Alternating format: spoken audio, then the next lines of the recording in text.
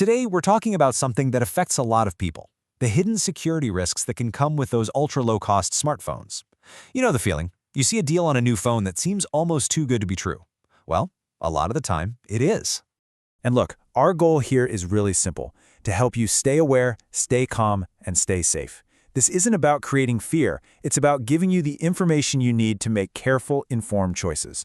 Okay, so let's get into it. So what's the real issue we're looking at? Well, it all comes down to a hidden trade-off. That incredibly low price tag, it can sometimes hide a secret cost. And more often than not, that cost is your personal data and your privacy. Now, what's so important to understand is that this isn't about you accidentally downloading a virus. We're talking about threats that can already be on the phone the moment you take it out of the box. They're pre-installed before you even turn it on.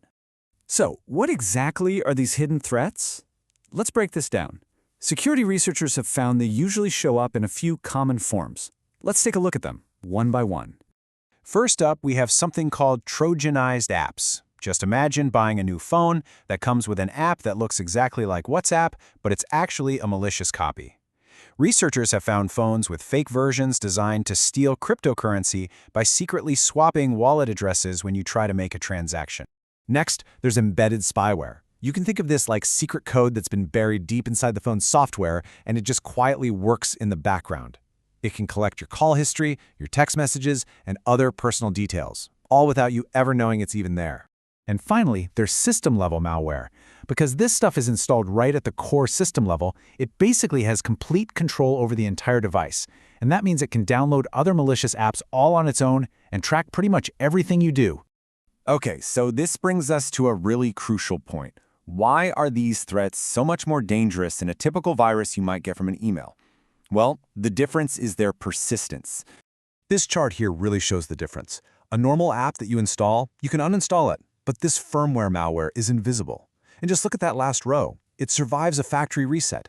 That means you could wipe the phone completely, start from scratch, but because the malware is baked into the core software, it will still be there. So the impact here is really serious.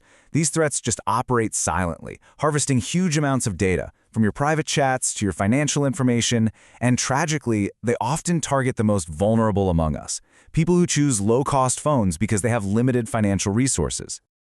All right, now that we understand the risk, let's talk about what we can actually do about it. The goal here is to feel empowered. There are clear, practical steps you can take to make safer choices. Let's walk through these 5 steps together. First, try to avoid those ultra-budget phones. If a price feels unreal, it probably has some hidden risks. Second, buy from verified sources. Choose trusted brands or look for programs like Android One, which guarantee clean software.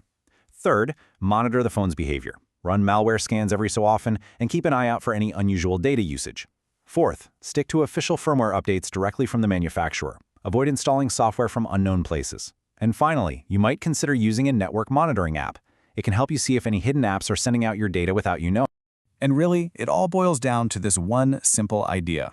Before you buy, and even after you buy, always stop, think, and verify. So, let's bring this all together. What is the most important thing to remember from all of this?